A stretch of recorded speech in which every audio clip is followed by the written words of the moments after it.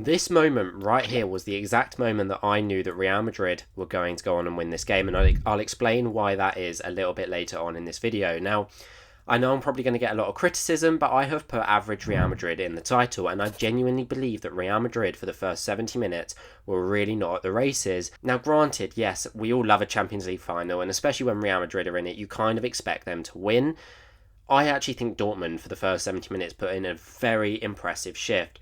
And both on and off the ball, Real Madrid just weren't with it. Their link-up play was not great, and off the ball, their positioning was just not ideal. That really limited the chances that they created. And actually, I think Dortmund exploited it pretty well. Now, I think Dortmund were robbed today, but not robbed due to officiating or due to biased Real Madrid decisions. I just think they were robbed by not taking their own chances. They should have been 2-0 up by half time. I mean, the chances that were missed by like Adeyemi, God knows how he managed that. But as you can see on screen right now, Real Madrid lined up in this 4-diamond-2 shape, or 4-3-1-2 that we see so often this season, and Dortmund lined up in a 4-3-3, which I think we all expected. Nothing really new there, but the tactics, when we have a look in a second, were actually different to, I think, what we assumed that they would do. Now, as I said, Real Madrid lined up in this 4-3-1-2, which is a formation that we are so familiar with by now. Bellingham plays as the top of a diamond, and it just suits their team really well because, as I've mentioned before, Real Madrid epitomise relationism. And what I mean by that is that they don't play a strict positional play where you have to have a right winger and someone in the right half space, someone in the middle, someone left wing. They just exploit where the space is. And if I show you the average positions now, you can see how close Vinicius, Bellingham and Rodrigo play, all very much narrow towards that left-hand side of the pitch. And then by doing this, they create overloads, which then allows them to quickly switch the ball to the right-hand side, or it means that these three can link up really nicely, create 1-2 combinations, create triangles, and eventually find that defence-splitting pass for the likes of Vinicius to then run onto. And I think Vinicius was the most threatening out of these three today. I don't think Bellingham had his best game. If you have a look, you can actually see out of his touches, out of everyone in the Real Madrid squad that started this game, only Rodrigo and Courtois had less touches than Bellingham did, and I think he was marked out of this game pretty effectively by Emre Can. I'll have a look at the defensive structure from Dortmund in a minute, but I actually want to start by looking at how Dortmund played when they had the ball, because when they built out from the back, Real Madrid went man for man. They almost pushed into something more like this, where they were very limited in their passing outlets. Now, Brandt was often a bit free because Rudiger wouldn't push that high up the pitch, but he was kind of blocked in Camavinga's cover shadow, so he was already effectively taken out of the game. Dortmund struggled to find that out ball, and often they actually resulted in some balls out wide to Martin, or Ian Matson, to then try and generate a bit of an attacking transition, or a long ball over the top for the likes of Adeyemi to run onto, or into Füllkrug to knock down and try and win the second ball. Once they did have possession, though, Real Madrid would defend in a pretty narrow 4-4-2. Now, sometimes it actually became a 4-5-1, and I think that was more so in the second half. And there were also variations of this where it was something more like this at times. But for the most part, I'm going to go with it a 4-4-2 in this kind of shape. And as you can see in this defence, in this 4-4-2, there are multiple channels or corridors for the Dortmund players to attack.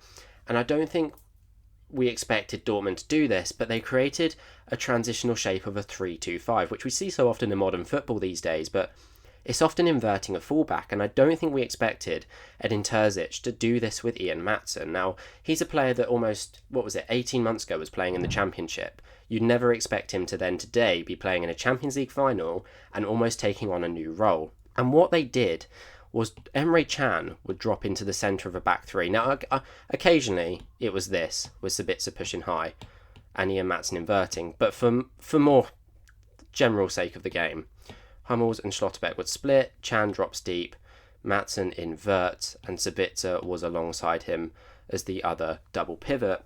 And what this then meant is that they could attack, I mean, it was obviously much higher up the pitch, but they could attack with 5 players in the channels that I mentioned. So Adeyemi stayed left winger. Brandt could then attack this left half space. Füllkrug obviously occupied Rudiger and Nacho. And then what I really liked was how Jadon Sancho dragged Ferland Mendy central. He would come and attack the half space down in this position here, and Mendy was almost... he had to stay with Sancho. If the ball got to Sancho, then you've got an immediate threat on this right-hand side. But then, as you can see, this opened up so much space for Ryerson to attack, and if we give him the ball, he could just put crosses in constantly, and especially when you have a target man up top like Fulkrug, who you can almost guarantee is going to win a couple headers, which he did today, you would expect him to score from these crosses. And I think he had an XG of about 1.4, 1.5. I actually haven't got the numbers up, but it's something like that. So the fact that he didn't get his goal today was quite incredible. But you can see there are so many corridors in that Real Madrid defence that Dortmund could then attack in.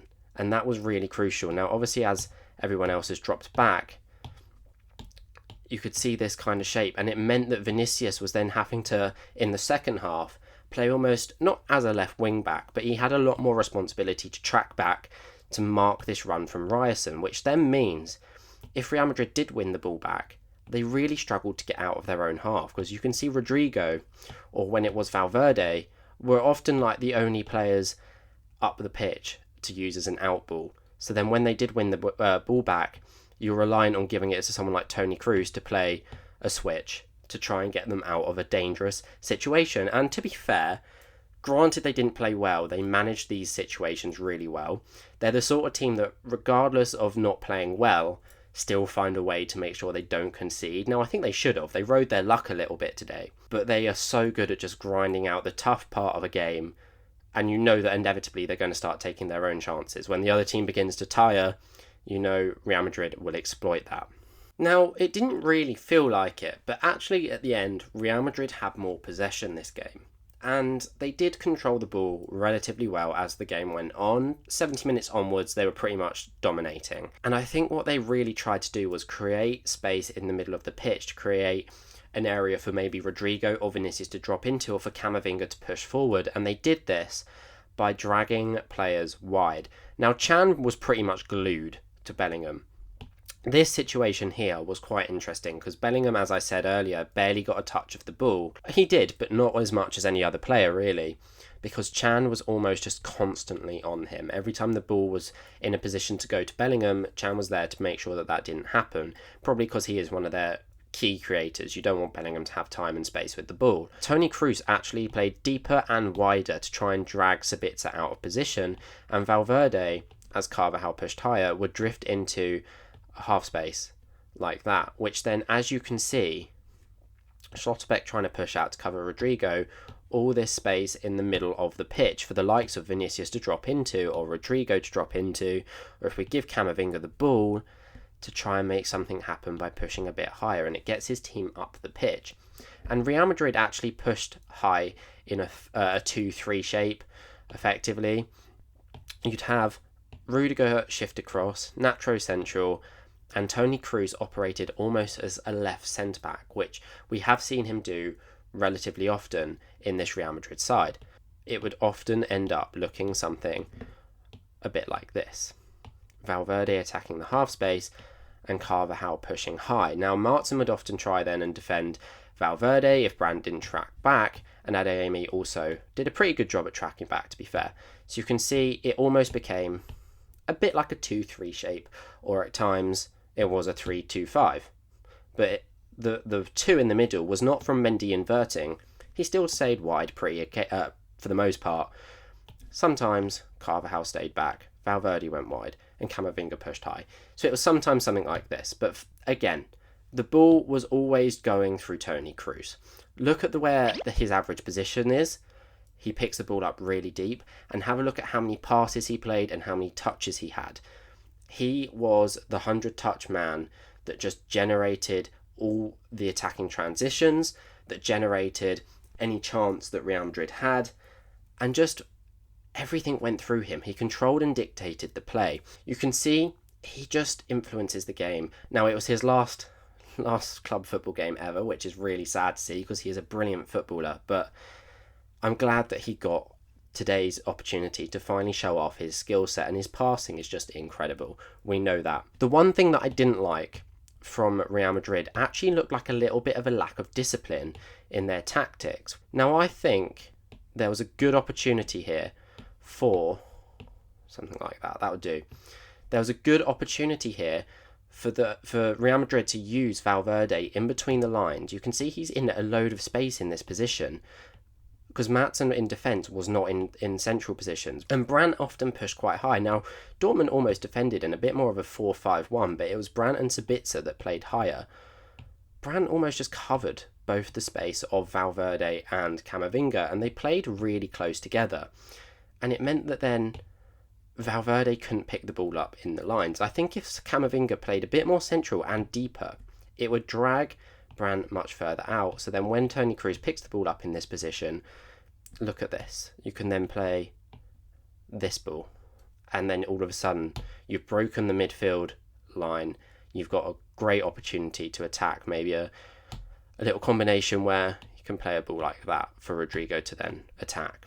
That would be a combination that we're used to Real Madrid's playing so often. And yet, I think because it was more often like this, the pass to Valverde was rarely on. He was blocked off, and I think this changed more so in the second half. He started attacking this space in behind a bit more.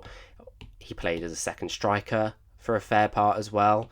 I think they just really wanted to get Valverde on the ball in between the lines because Bellingham, Vinicius and Rodrigo were for the most part marked out of the game. And I think Dortmund defended really well until the 70th minute. Now, the photo that you can see on screen right now is actually from the corner before when Carvajal scores. But as you can see, Dortmund have set up with 2 zonal markers, everyone else is man-to-man. And I didn't like this system. As soon as I saw this set up, look at the space available at the front post. When you've got Toni Kroos putting the ball in, who is one of the best dead ball specialists in the world, he's someone that if you give him a dead ball, he can 9 times out of 10 put it exactly where you need it. And that space at the front post is such a crucial area to defend that I'm surprised Dortmund didn't have more of a zonal marker there. And as soon as I saw that, I didn't, to be fair, predict Carvajal to score. He's not exactly someone that you'd expect to score a header from, but I expected the likes of Rudiger to then go and attack that front post where there was this obvious gap. And if you beat the first man on a corner, which Toni Kroos does, all you have to do is then flick it on in a bit more of an accurate direction, and it's already got the pace on it. You don't need to do anything extra other than flick it on in the direction towards the far post, which is exactly what Carvajal does. If Füllkrug does a better job at marking Carvajal in this situation, I think that then at that point, he's not getting that header. He's not beating the header to Füllkrug. And I wasn't a fan of this setup. I think it's the one downside to how Borussia Dortmund defended today. I don't understand how against a team like Real Madrid, you don't go for a more zonal approach where you cover the key areas of the goal. You have someone on the front post, someone on the back post, and then you have a couple of people marking the key. Now, I'm not saying don't go man for man at all, but surely you want at least 4 or 5 players in that box defending zonally. Apparently not, and that's what cost them today. And then obviously you go on to the second goal that Vinicius scored. It's a misplaced pass from Maatsen. I see a lot of people actually put online that they didn't think he had a good game. For the first half, I actually thought he was brilliant in this inverting role. I thought he was really, really good, and I was excited to see what he could offer in transition for this Dortmund team. But that pass, that horizontal pass in your own half is very dangerous, and obviously it fell to Bellingham, plays through Vinicius, and Vinicius in that position, he's not missing. He's not going to miss from there. So you almost know that at 2-0 the game's over. Now, Füllkrug nearly got them back into it. The header was offside, and rightfully so, but I want to give a key mention to Toni Kroos. I mean, what an ending it is for him. For Marco Reus as well, I assume he's probably going to go to the MLS next.